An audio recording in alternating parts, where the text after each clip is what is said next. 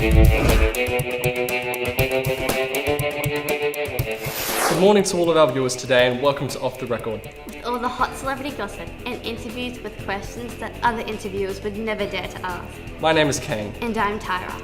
Now we've had quite a sunny start to the day and that's really reflecting over on our mood at the studio. And why shouldn't it when today we get to interview the likes of actor Matthew McDowell, Comedian Chris Haig, DJ Rob James and DJ Tails, and model Belinda Kelly.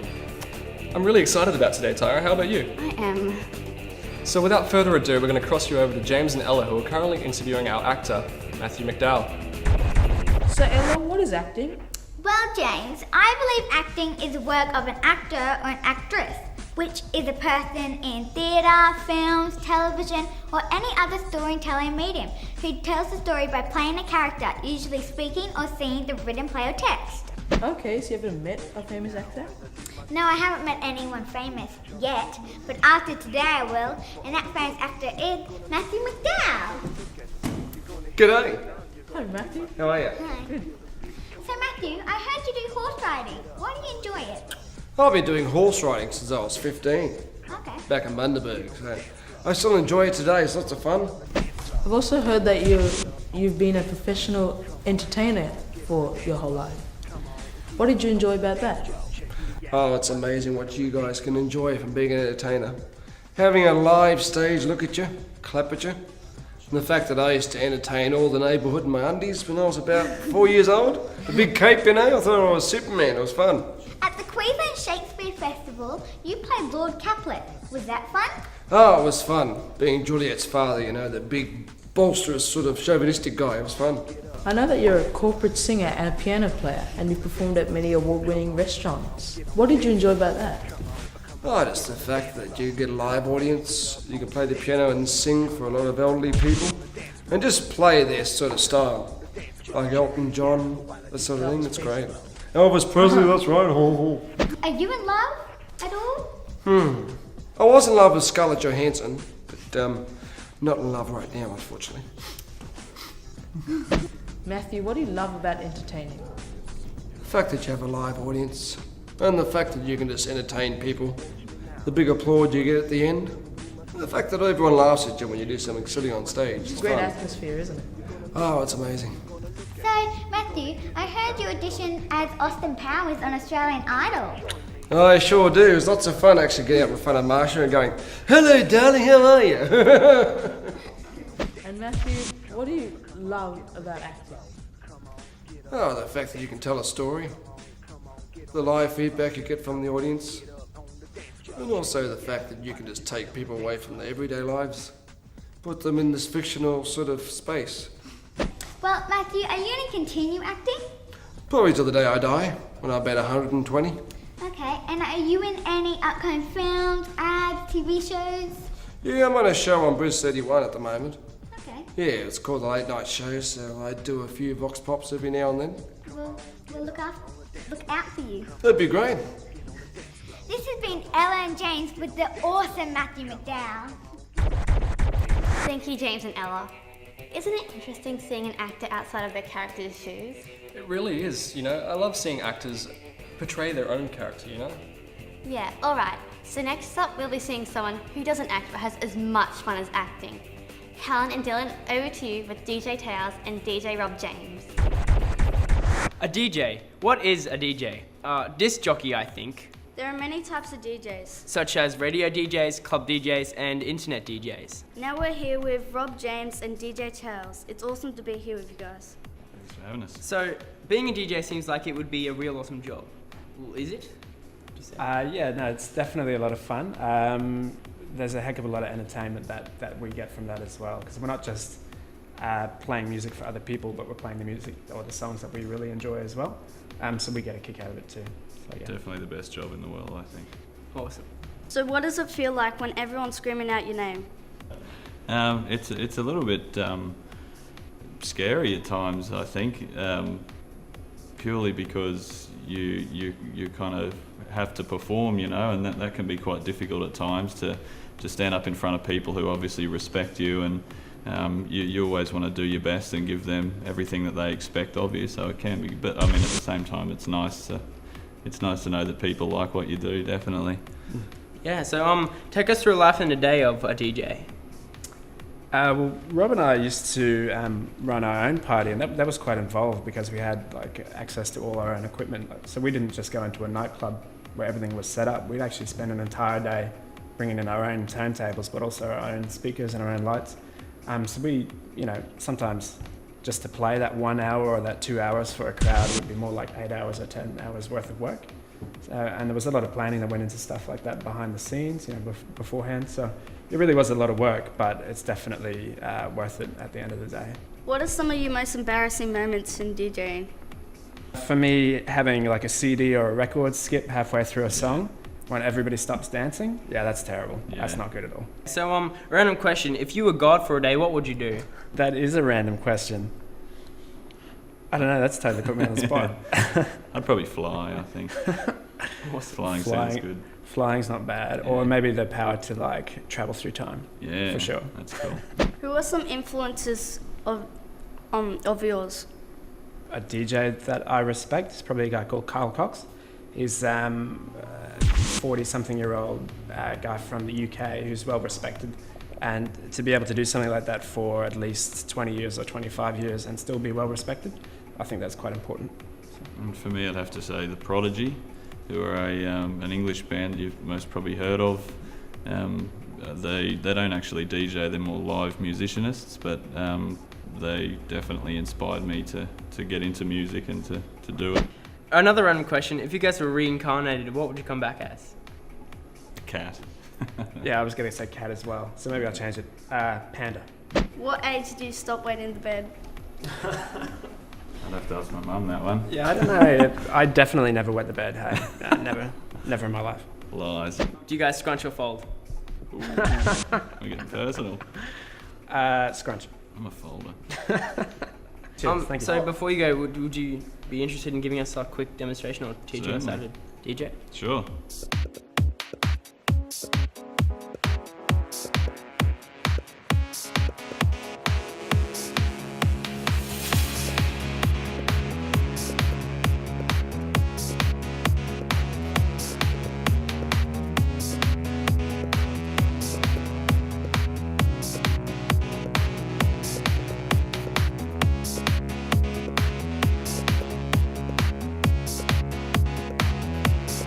Big thank you to DJ Towers and DJ Rob James for joining us today. We hope to see you guys soon. Now it's time to mix some tunes.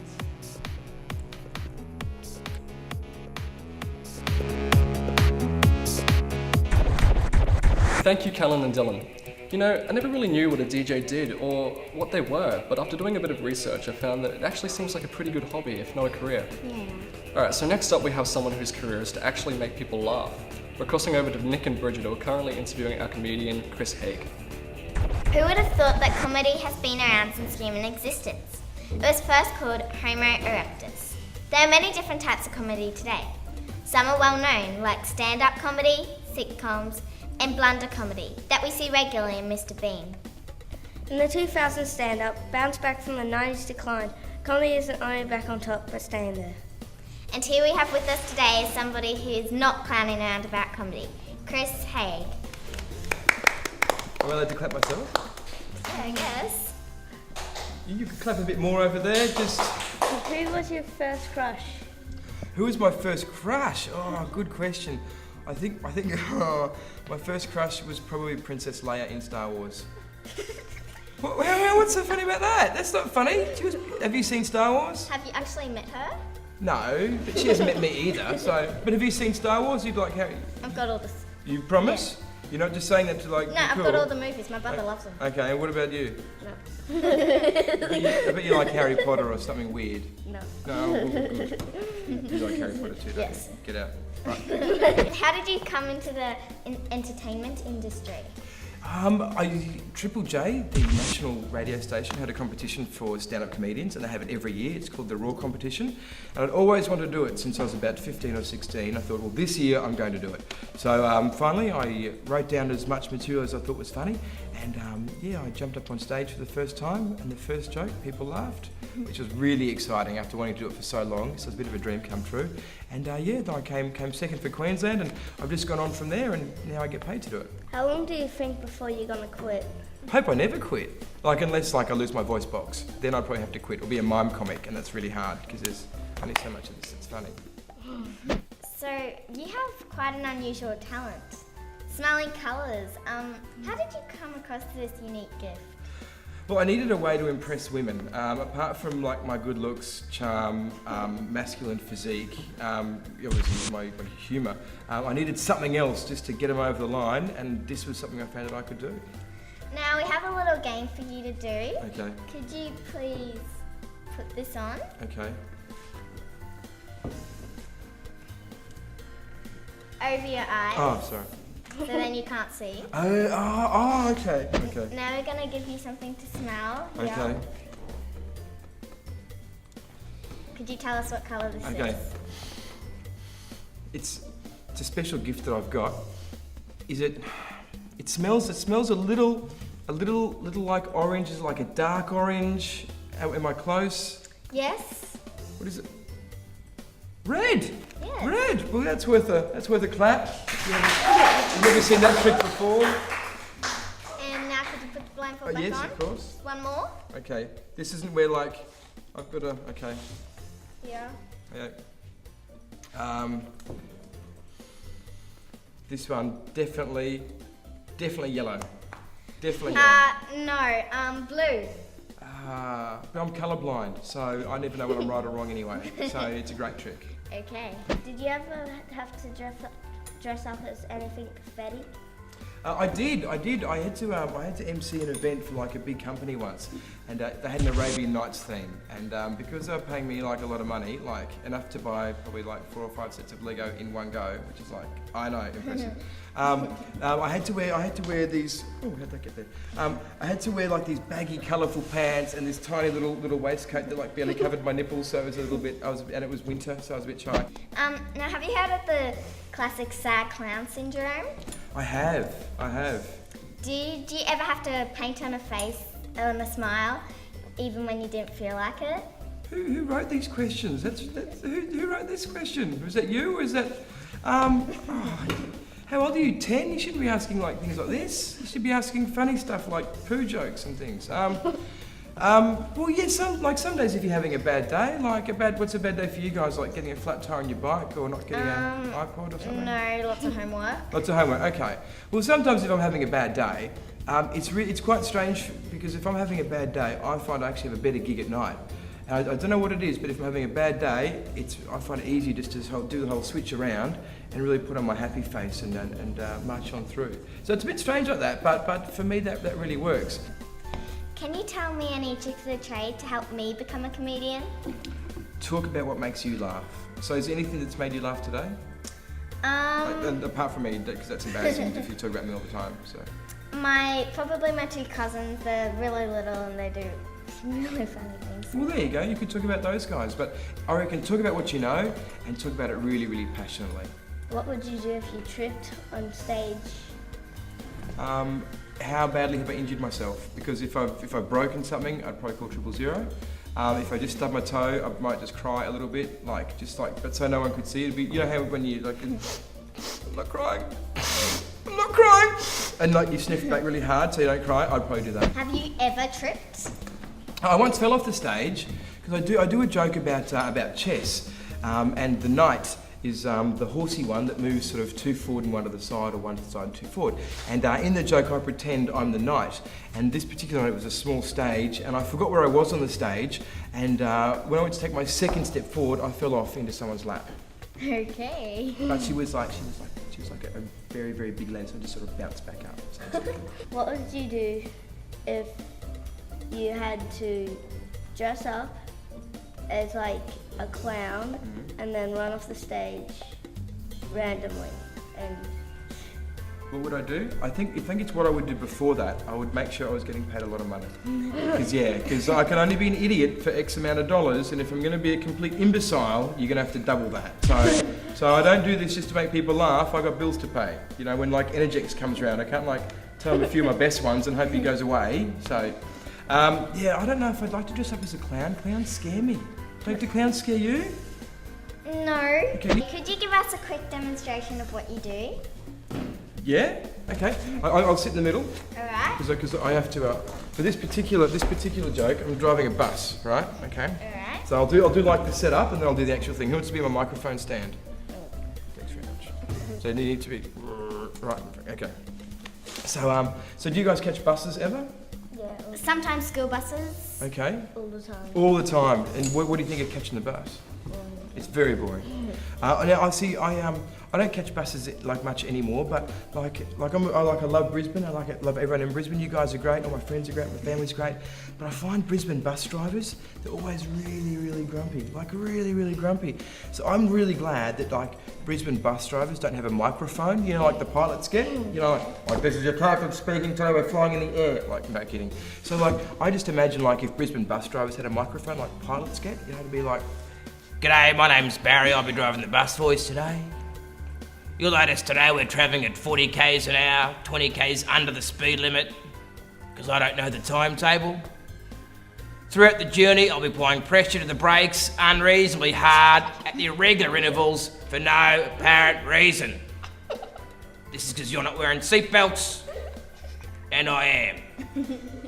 If you require a meal on the bus, you will find chewing gum located wherever you put your knee. When you push the bell, I may or may not stop depending on which of my personal problems I brought to work today. And finally, in the event of an accident, the emergency exit is located straight past my head and through the windshield. And on your face. and a bit of your chest. And maybe your arm's going to slow you down a bit as well. That's very good. I'm glad you approved. Thanks very much. Thanks. Now, thank you for coming here today. It's been a laugh. We've had a great time. Have you really had a great time? Yes. Have you really had a great time? Yeah. Okay, phew, because I drove like a long way, like 20 minutes. On the bus. I would never catch a bus. So, thanks for coming. Hope to see you around. Well, if you guys what 10, so in 8 years' time, if I'm still doing stand-up, then I'll see you front row. That'd be awesome. If you remember us. Yeah, well, I'll probably be a big star by then. Probably won't. Who are you guys? But, so maybe I'll give you my autograph now before we go, if you like. How's that sound? No worries. Sure. Thanks for having me, guys. Now, I'm sure I'm not the only one who perceives modelling as all glitz and glamour. We're about to find out if that's true or not with Belinda Kelly. Thank you for coming today, Belinda.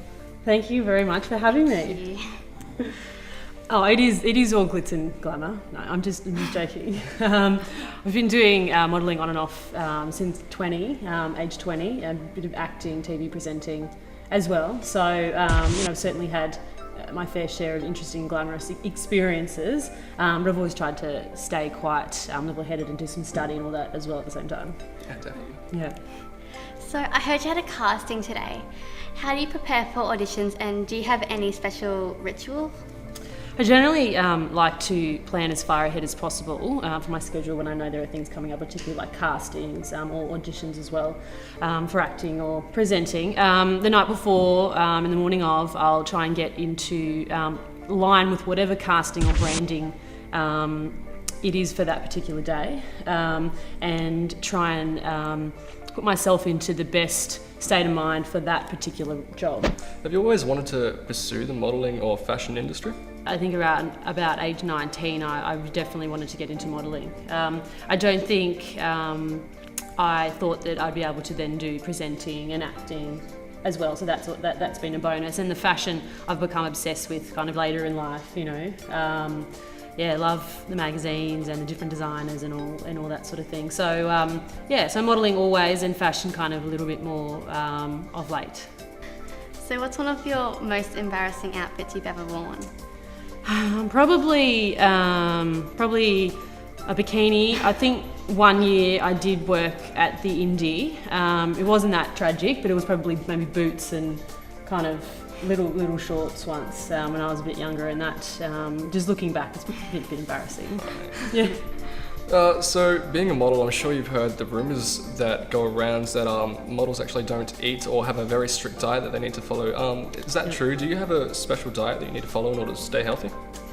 I'm not that great at eating the best foods. Like I'll still occasionally, you know, maybe go out with friends and eat some sort of, you know, like a snack wrap from McDonald's or something. But generally, I try to drink as much water as I can, stay away from the chocolate. Sushi I find is really, really great. And whenever I've minimised carbohydrates, I always find I feel a bit better. But, you know, on and off for 8 years, I've been better at it at different times. Yeah. So with all the peer pressure in today's society, was it difficult to model? Yeah, it has been over the course of the years because I've always found that, you know, there's a lot of people in the industry and there's a lot of things you can do, and sometimes you can have those crazy times when people want you to do this, that, and it's hard to kind of stay focused on what you want to do. So like people who think you're great for this and that, but you want to do this. So, and then as society changes at the same time, different expectations for different age groups and stuff like that, it definitely becomes difficult to stay focused always on what it is that you really want out of the industry. Yeah. So for any of the aspiring models out there watching today, do you have any advice that you could give them? Yes, I would say if you really want to do it, go and see agencies, see what they say, and find where your niche is. So whether it's glamour, fashion, runway, swimwear, do that and you know, go to your strengths and stick with it. And definitely recommend doing acting classes as well for character building. Yeah. Thank you so much, Belinda. Unfortunately, that's all we have time for today. We'd like to thank our guests and our on-location reporters. So until the next time we meet, make sure you stay off the record.